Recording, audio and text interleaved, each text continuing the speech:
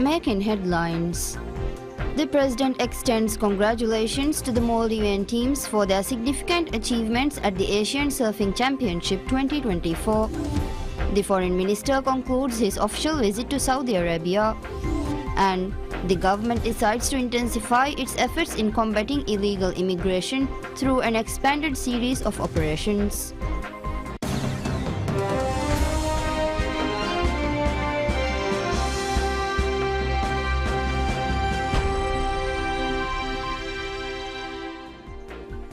Bismillahirrahmanirrahim. Assalamu alaikum. Hello and welcome to PSMNEWS in English with me, Mariam Shaushat.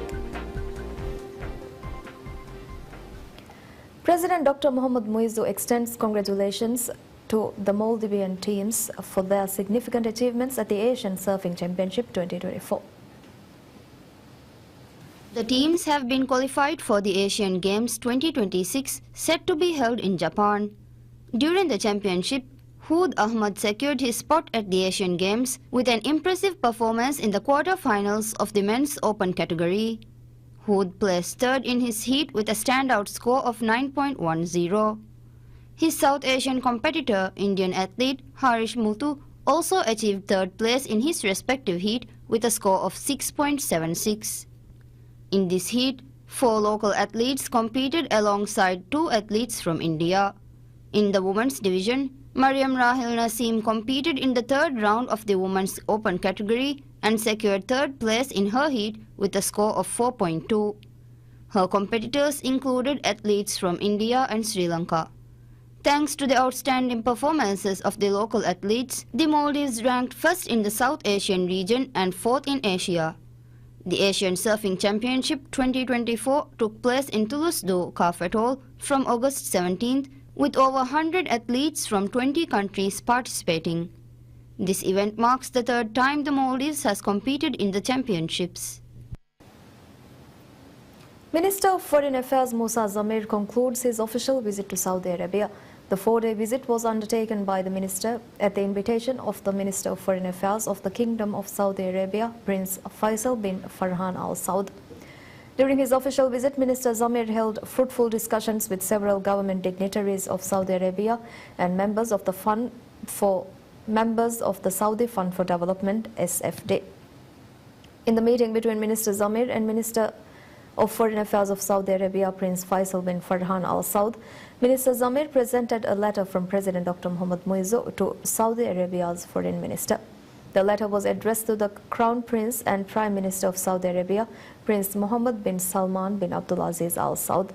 At the meeting, both ministers reflected on the close ties of friendship and cooperation between the Maldives and Saudi Arabia, which are rooted in the common Islamic heritage, shared values and principles. The discussions focused on strengthening the existing bilateral relations between the two countries, as well as opportunities for increased multilateral cooperation in areas of mutual interest.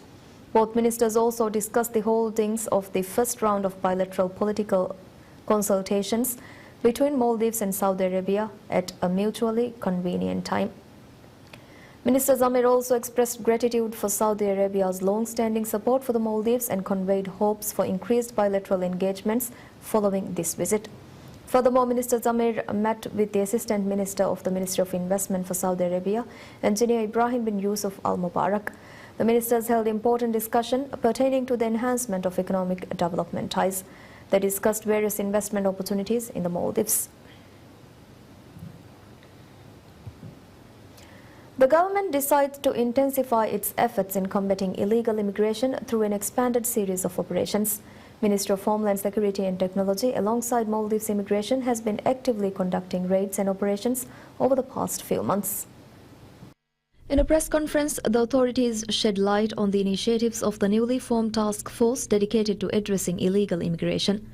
Minister of Homeland Security and Technology Ali Ihsan revealed that President Dr. Mohamed Muizzu has urged a collaborative approach among ministries to find a swift and long-term solution to this issue.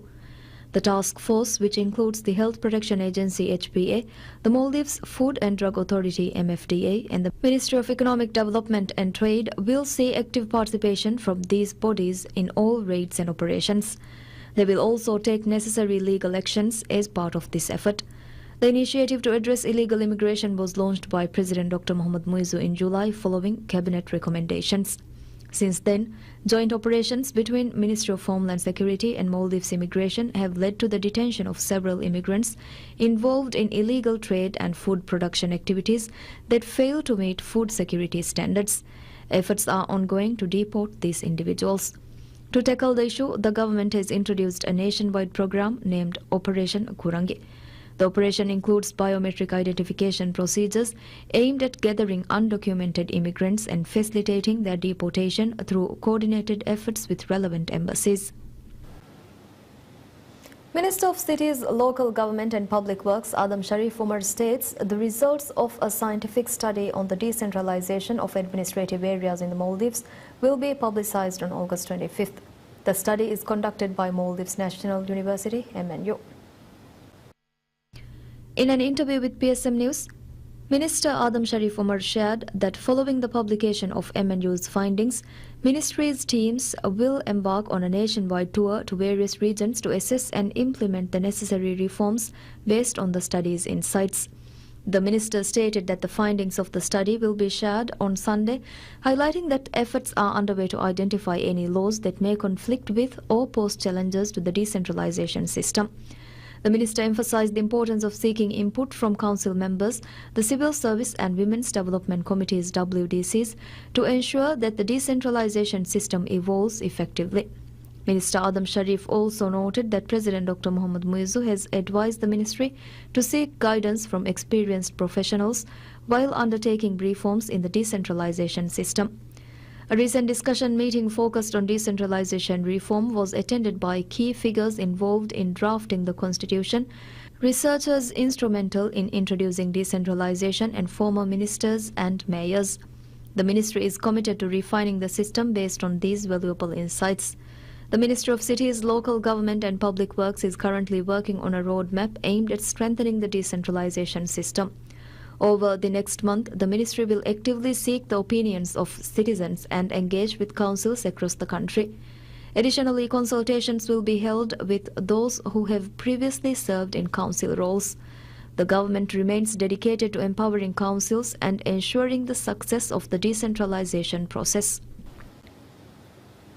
The Maldives holds discussions with senior officials from PayPal Holdings Incorporated to address the challenges associated with introducing PayPal services in the country.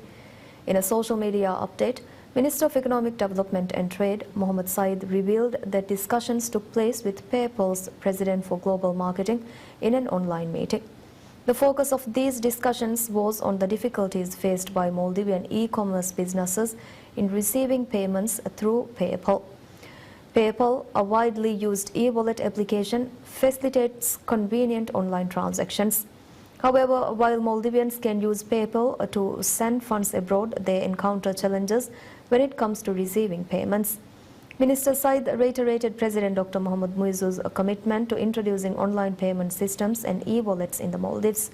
He noted that efforts are underway to fulfill this pledge, including plans to introduce e-wallets from other countries alongside PayPal.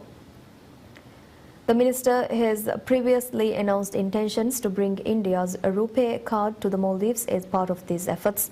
Speaking on PSMNEWS, Minister Said emphasized the potential for productive use of online platforms, including social media, to generate revenue. He highlighted the current system's limitations, which hinder Maldivians from fully leveraging these opportunities. Many creative online businesses and individuals involved in digital e-commerce face significant challenges due to these constraints. To maximize the benefits of platforms like TikTok, Minister Said revealed ongoing discussions with regional officers and has sought assistance from the Chinese government to address these issues. The first session of the 20th Parliament concludes with members going on leave after completing significant legislative work from May 28th to August 22nd. The Parliament Secretariat has released a detailed report highlighting the accomplishments and remaining tasks. During this session, 23 bills were introduced, out of which 11 were completed, while 12 remain in the committee. In addition, 13 cases submitted by the Speaker, 9 cases submitted by the government, and 9 emergency cases were completed. The Parliament also addressed 9 reports related to other issues and proposed 12 questions to ministers. Overall, 82.9% of the work scheduled for the session was completed, with a total of 76 tasks finished and 63 cases left pending. The session held 33 meetings, spanning 75 hours in total.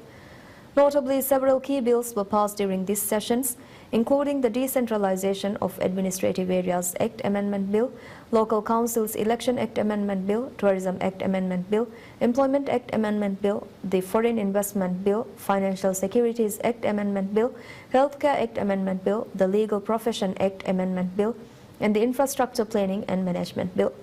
Deputy Speaker Ahmad Nazim stated the second session of the 20th Parliament is set to commence in October, with the first meeting likely to be held on either October 3rd or 7th. The Parliament resolves to convene 2 sittings to appoint a new Prosecutor General following the dismissal of former Prosecutor General Hussein Shamim. Under the Prosecutor General's Act, a new appointment must be made within 30 days if the position becomes vacant. Deputy Speaker Ahmad Nazim announced that Parliament will hold 2 sittings to appoint a new Prosecutor General. He also noted that parliamentarians will receive a 3-day notice before each sitting. Former Prosecutor General Shamim was dismissed after a parliamentary debate and subsequent vote. He was removed with 65 votes in favour and 9 votes against. The dismissal was initiated by parliamentarian Mohammed Shahid and approved by Parliament's Judiciary Committee, which gave Shamim the opportunity to respond to the no-confidence motion against him. During the debate, opposition parliamentarians voiced objections to Shamim's dismissal. Parliamentarian Ibrahim Nazil criticised the Judiciary Committee for conducting its meeting with Shamim in secrecy, arguing that it violated parliamentary rules. In contrast, ruling party members defended the secretive nature of the meeting, asserting it was lawful and presented valid reasons for Shamim's removal.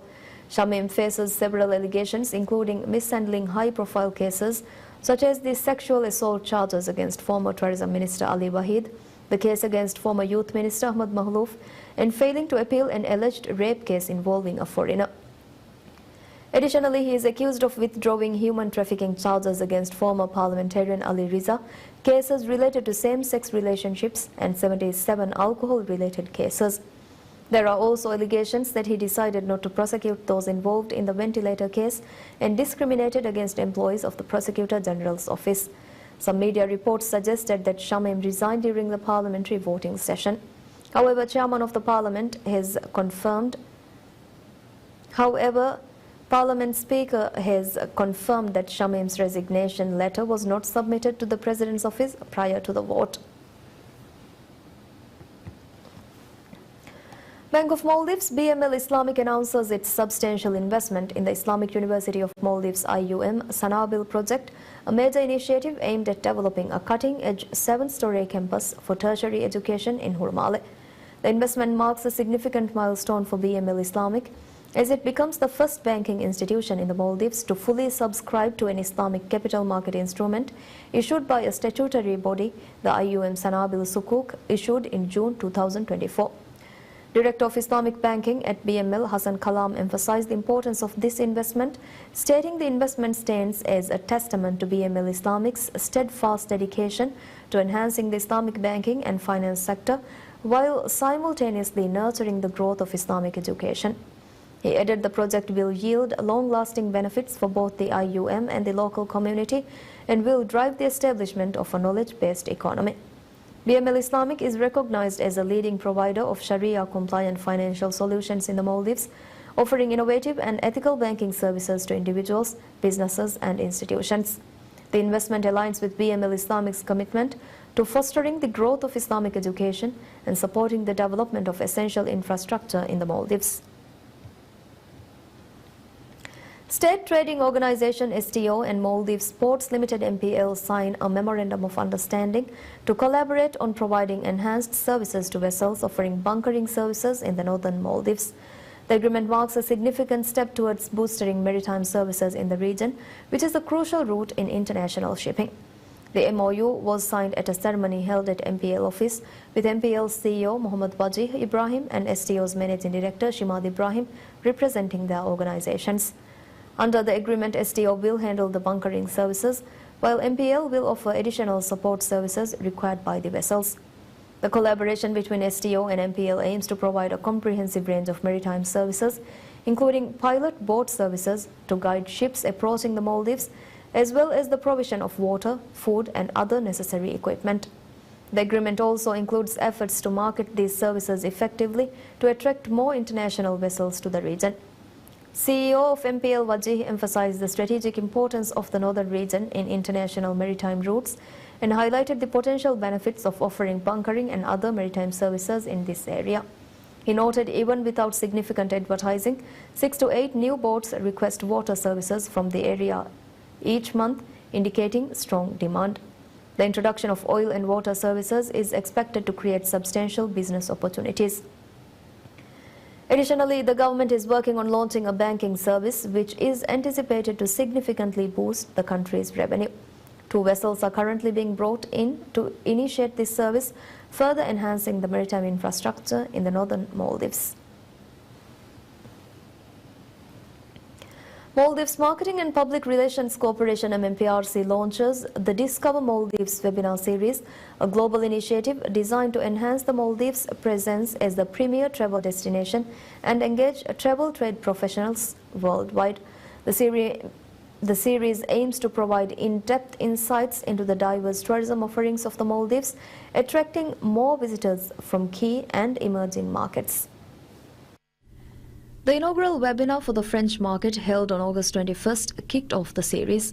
Each webinar targets over 60 to 80 travel professionals and trade media, conducted in local languages to facilitate effective communication with travel agents and tour operators. The first session featured presentations by industry partners, including Adaran Resorts and Heritage Ara, Angsana Velavaru and Intercontinental Maldives Mamunagau. These properties showcased their unique products, services and experiences, underscoring the Maldives' allure as a top travel destination. The Discover Maldives webinar series aims to maintain and boost tourist arrivals from key markets such as China, Russia, the UK, Italy, Germany, India, US, France, Spain and Switzerland. Additionally, it seeks to attract visitors from emerging markets by highlighting the Maldives' diverse tourism products and experiences that cater to different preferences and interests. Over the past 8 months, the Maldives has seen significant growth in tourist arrivals from these top markets, reinforcing the destination's appeal. Through this webinar series, MMPRC aims to solidify the Maldives' position as a top-of-mind destination for global travelers, ensuring that the sunny side of life continues to captivate and draw visitors from around the world.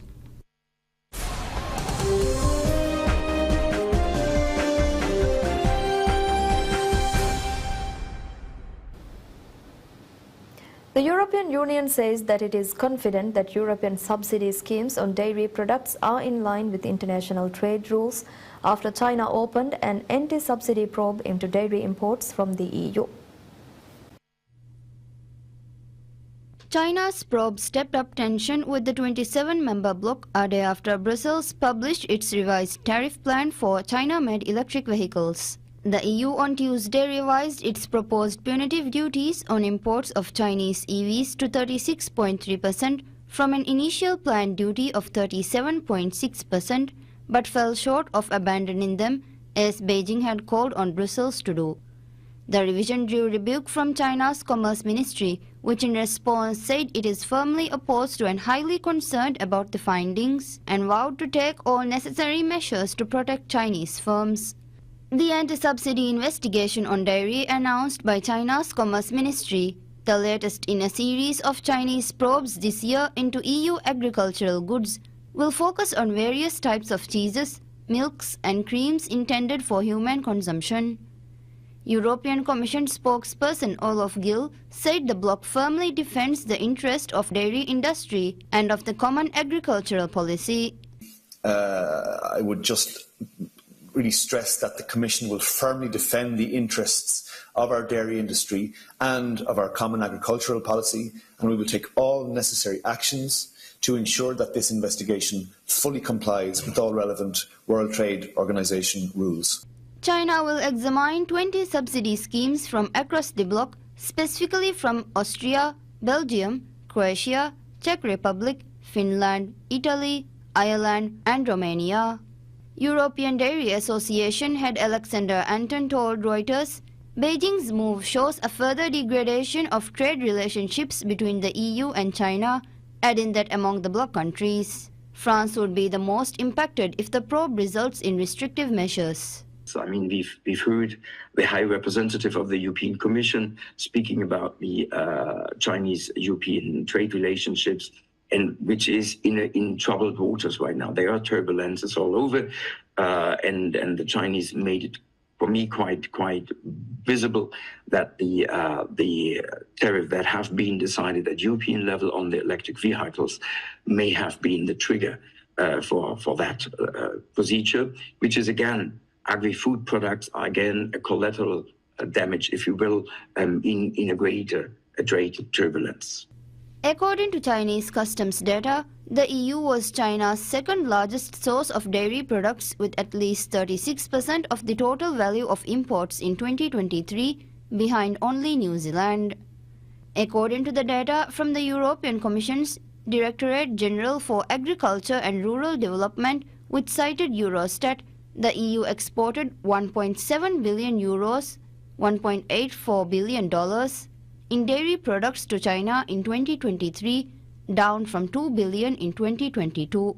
We are pretty safe and pretty confident that the measures that have been highlighted by the Chinese authorities based on the Common Agricultural Policy are all WTO compatible. That has been notified to WTO in I think in July 2023.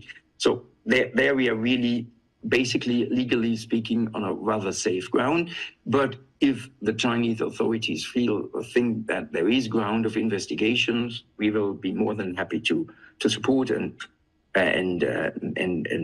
help to clarify that part of the dairy part of our trade relationships with China.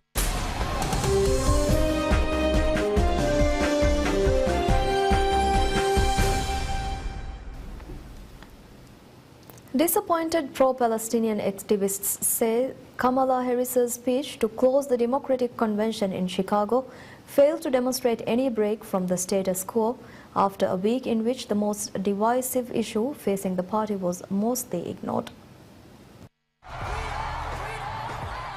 Under pressure to respond to critics of US support for Israel's war in Gaza, the Vice President used her Thursday night speech to repeat earlier calls for a ceasefire and a hostage deal. She said she supported Israel's right to defend itself while also favoring the Palestinian right to self-determination. Abbas Alawai, co-founder of the Uncommitted National Movement that mobilized more than 750,000 voters to protest US policy on Israel, said that Harris missed an opportunity to win over those people, many of whom live in battleground states such as Michigan and Arizona. Uncommitted delegates and their allies had pushed unsuccessfully for a prime-time speaking slot at the Democratic National Convention, DNC, to address the latest bloodshed in the decades-old Israeli-Palestinian conflict. Gaza health officials say that Israel's assault on Hamas-governed Gaza, with the aid of US support, has killed 40,000 Palestinians, along with displacing nearly its entire 2.3 million population, causing a hunger crisis and flattening almost the entire enclave. Rima Muhammad, an uncommitted delegate from Michigan, said the speech added to disappointment over the DNC's refusal to let a Palestinian speak. A campaign spokesperson declined to explain the decision not to schedule a speech by a Palestinian speaker at the DNC. The decision was made by DNC organizers in close consultation with the Harris campaign. Party insiders fear that the Gaza war could cost Harris needed votes in battleground states such as Michigan, which is a home to a large Muslim and Arab American population, and college campuses that have been the site of Gaza protests. The convention was held in Chicago, home to the United States' largest Palestinian community, according to the Arab American Institute.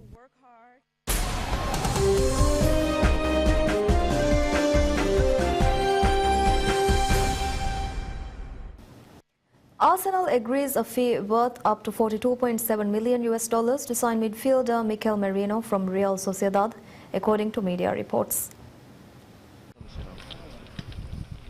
Merino starred for Spain this summer as they lifted a record fourth European Championship, featuring in all 7 matches and scoring a last-minute winner in extra time to defeat hosts Germany in the quarter-finals.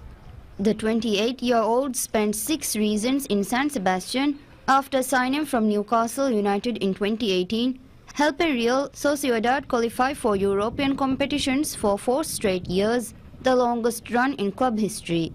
Merino had been left out of Real Sociedad's squad on Sunday when they lost 2-1 at home and is expected to sign a 4-year contract with the Emirates. The Spaniard is set to become the third incoming transfer of the summer for Mikel Arteta's side, joining compatriot David Raya, with the Gunners activating the option to sign the goalkeeper permanently from Brentford and Italian defender Riccardo Calafiori, as Arsenal seeks to go one better than their second-place finishes the last 2 seasons.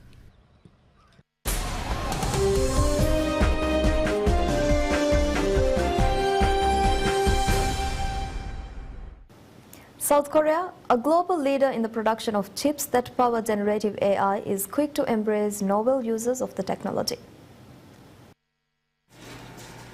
When 5-year-old golden doodle Mosey started walking unnaturally, his concerned owner rushed him to the vet in South Korea, where the problem was diagnosed by AI. South Korea, a global leader in the production of chips that power generative AI, has been quick to embrace novel uses of the technology. One such application, Excalibur, is helping vets pinpoint X-ray abnormalities in seconds, making diagnostic both quicker and easier to explain. The AI reading of Mosey's X-ray showed the curly-haired golden doodle had a 22% chance of a knee dislocation. While not an emergency, his condition needed careful management to head off surgery. The software developer, South Korean telecom provider SK Telecom, said that Excalibur has a disease detection rate of up to 86%. Vets say it has transformed their ability to diagnose. SK Telecom considers Excalibur the beginning of AI healthcare. The service is already available in the United States, Australia, and some Southeast Asian countries. In Indonesia, veterinary hospital owner says Excalibur is helping to overcome a lack of expertise and trained staff. SK Telecom is part of the same conglomerate as SK Hynix, which launched the first high-bandwidth memory chips, cutting-edge semiconductors that enable faster data processing and the more complex tasks of generative AI.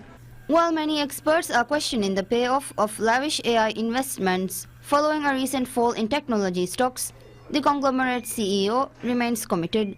He told employees that SK Group must think fiercely about next-generation products. In June, SK Group announced plans to invest 80 trillion won, $60 billion in AI chips, services and data centers. And that's all we have for you right now. Thank you for watching. Stay tuned for more news updates. Have a good day. Goodbye.